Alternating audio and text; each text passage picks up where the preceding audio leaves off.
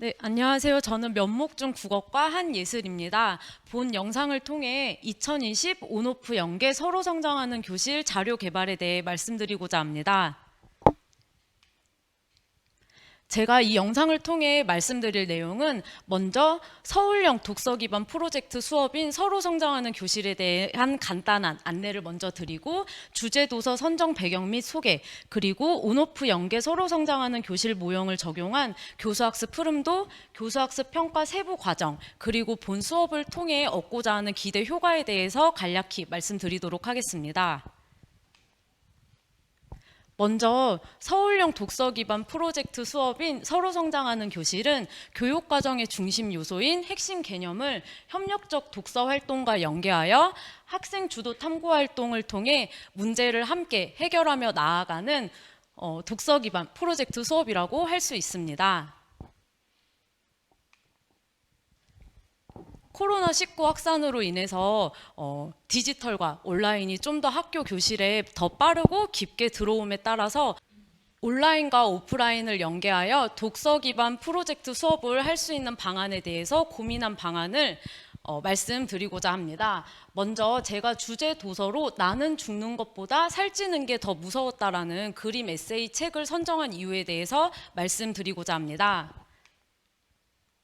제가 이 책을 선정한 이유를 다음과 같이 두 가지 이유로 말씀드리려고 합니다. 먼저 저희 학교 학습자 분석을 통해 학생들의 독서 역량에 알맞은 쉬운 형식의 책을 선정할 필요성을 느꼈습니다. 먼저 저희 학교 학생들의 경우는 독서 흥미 그리고 독서 역량 간의 편차가 굉장히 큰 학교에 속합니다. 그래서 거의 대부분의 학생들이 독서 교육에 대해서 이렇게 거부감을 갖지 않고 잘 참여하게 하기 위해서 쉬운 형식의 책을 선정을 해보았습니다.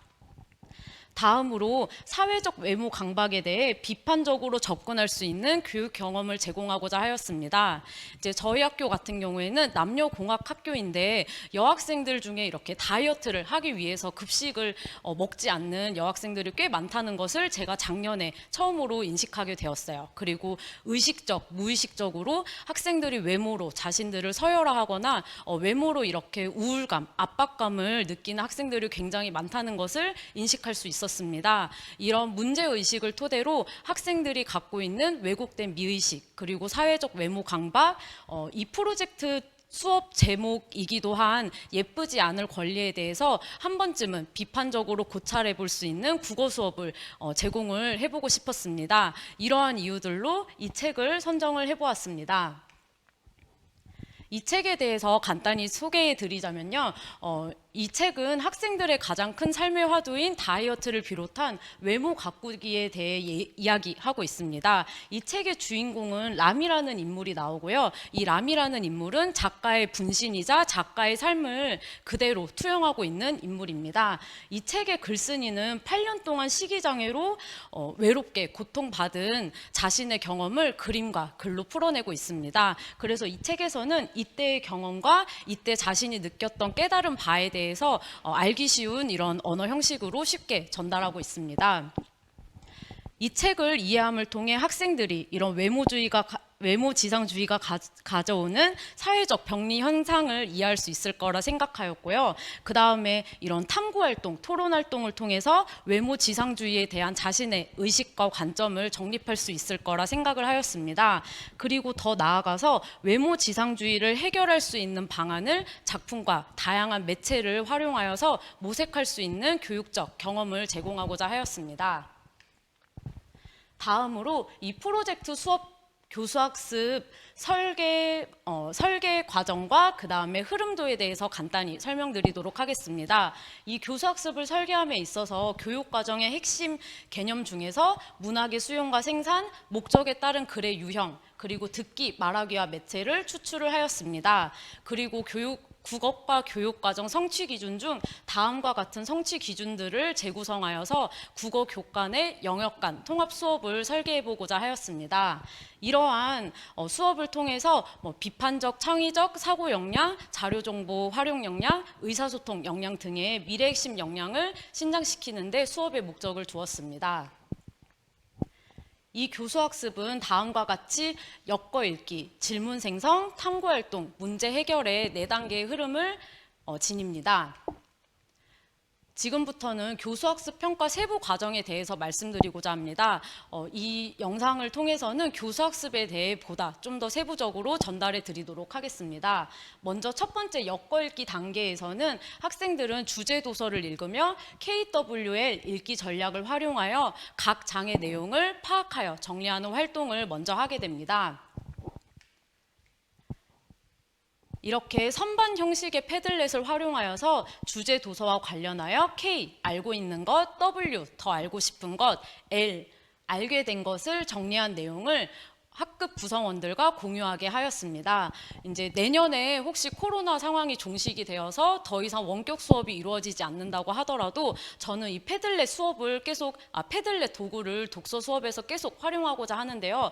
먼저 이렇게 간단한 독서 일지 기록 양식 도구로 굉장히 유용한 것 같아요. 그리고 교사뿐만 아니라 학생들도 굉장히 사용하기가 쉽고 접근성에 있어서도 용이성을 지니고 있는 온라인 수업 도구라고 생각이 듭니다.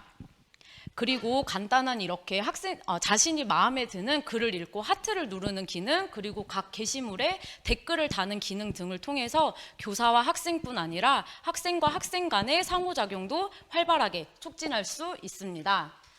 엮어읽기 두 번째 활동으로는 이렇게 작품 내용 확인 퀴즈 활동을 하게 됩니다. 먼저 학생들이 주제 도서와 관련해서 사실을 확인하는 질문, 내용을 분석하는 질문을 만들게 됩니다. 그리고 교사가 먼저 수업에 들어가기 전에 이 질문들을 바탕으로 퀴즈 프로그램을 설계하여 본 수업에서 퀴즈 활동을 진행하게 됩니다. 이 퀴즈앤 프로그램은 기존에 많이 사용하시던 카우 프로그램의 한글 버전이고요.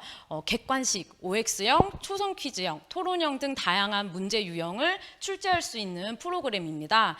특히 이제 원격 수업 상황에서 각자 다른 장소에서 퀴즈를 해도 학생들이 굉장히 흥미있게 참여를 하는데요. 교실 안에서 각자의 기기에 접속해서 실시간으로 함께 퀴즈를 풀었을 때 학생들의 호응도나 반응이 굉장히 좋은 퀴즈 프로그램입니다. 다음으로 두 번째 질문 생성 단계에서는 삶의 문제와 관련하여 개인 질문을 생성한 뒤 토의를 통해 모둠 질문을 선정하는 활동을 하게 됩니다.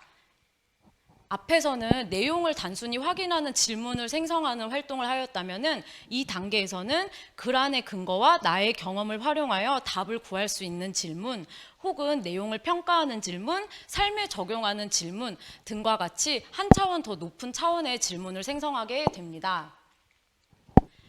마찬가지로 질문을 이렇게 패들렛을 활용해서 수업을 할 수 있고요. 특히 캔버스 형식의 패들렛을 활용하여서 교사와 학생 간의 상호작용을 통해 일정한 기준에 의해 질문을 범주화, 시각화하여서 학급 단위 혹은 전체 학년 단위로 이렇게 질문을 공유할 수 있습니다.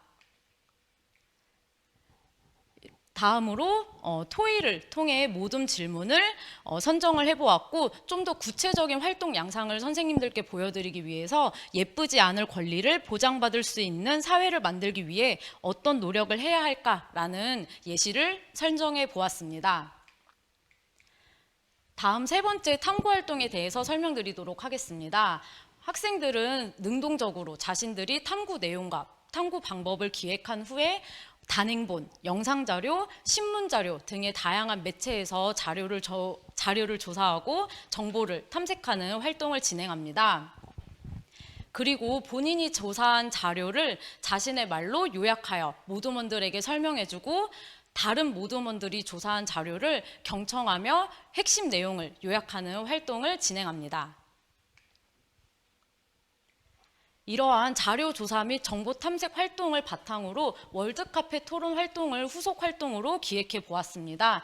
간략히 이 월드카페 토론 활동에 대해서 말씀드리자면은, 먼저 1차 토론의 경우에는 자신이 속한 모둠에서 자신의 모둠이 선정한 질문에 대해서 토론을 하게 됩니다.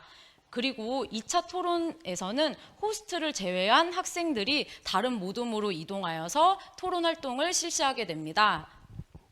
이때 각 모둠의 호스트들은 토론을 시작하기 전에 질문이 선정된 배경에 대해서 간략히 설명해주고, 이전에 시행된 이런 토론 활동을 간략히 요약해서 이 토론 활동을 진행하는 구성원들에게 설명해 주면은 토론 활동이 좀 더 원활하게 진행될 수 있습니다. 토론 활동이 끝나고 나면은 각 모둠에서 어떠한 토론 내용이 오갔는지 이렇게 발표함으로써 학급 구성원들과 공유할 수 있습니다. 그리고 토론 전후에 생각의 변화를 이렇게 글로 자신의 언어로 정리함을 통해 토론 활동을 유의미하게 마무리할 수 있습니다.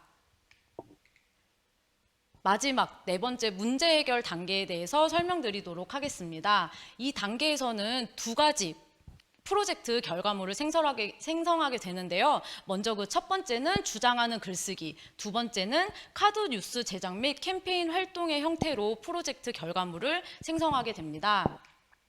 특히 주장하는 글쓰기 활동과 관련해서는 과정 중심 글쓰기 방법에 따라 이렇게 글쓰기 단계를 세분화하였습니다. 그래서 굴주제 선정 및 개요 작성, 주장하는 글쓰기, 상호 피드백을 통한 글 수정 및 보완, 이렇게 글쓰기 활동을 구성해 보았습니다. 앞에서 선정한 모둠 질문에 대한 자료 조사 및 정보 탐색, 그리고 월드카페 토론 활동을 바탕으로 글 주제를 선정하고 이렇게 개요를 작성을 합니다. 그리고 한편에 주장하는 글쓰기를 하고요. 이러한 평가 기준과 평가 내용을 통해 다른 학생의 글을 상호평가하도록 합니다. 마지막 카드 뉴스 제작 활동에 대해서 제가 한 가지 이런 예시 자료를 갖고 왔는데요. 미리 캔버스라는 프로그램을 사용했을 때 카드 뉴스를 굉장히 완성도 있게 그리고 손쉽게 제작을 할 수 있습니다. 그래서 자신이 완성한 글을 바탕으로 이런 핵심적인 메시지를 전달하는 카드 뉴스를 제작하는 활동을 기획하였습니다. 그리고 카드 뉴스를 복도에 이렇게 전시함으로써 다른 학생들과 결과물을 공유하고 자신이 마음에 드는 작품에 스티커를 붙이는 간단한 활동을 통해서 평가 활동도 같이 진행할 수 있습니다. 네, 지금까지 온라인과 오프라인을 연계하여 독서 기반 프로젝트 수업을 어떻게 할 수 있을지 고민한 바를 말씀드렸습니다. 학생들이 외모 강박에서 벗어나서 좀 더 행복한 삶을 살아가기 위해서 주체적인 삶의 태도와 삶의 방법을 비판적으로 고찰했으면 좋겠다는 마음에서 출발한 국어 수업이었습니다. 그리고 학생들의 실제적인 삶의 문제와 연관지어서 학생들이 협력 활동을 통해 해결할 수 있는 복잡한 문제를 스스로 창출하고 스스로 해결하는 활동을 통해서 이런 미래 역량을 신장할 수 있는데 초점을 두었습니다. 이러한 활동을 통해서 문학작품을 단절적으로 이해하는 데서 그치는 것이 아닌 자신의 삶과 세계에 대한 이해 차원으로 나아갈 수 있는데 이 수업에 목적을 두었습니다. 이 수업 모형은 꼭 이 책으로만 수업할 수 있는 모형이 아닌 다른 책, 다른 주제에도 적용할 수 있는 일반적인 교수학습 흐름을 따르고 있는 수업 모형입니다. 선생님들의 수업 고민에 조금이나마 도움이 되었다면 좋겠습니다. 긴 시간 함께 해주셔서 감사합니다.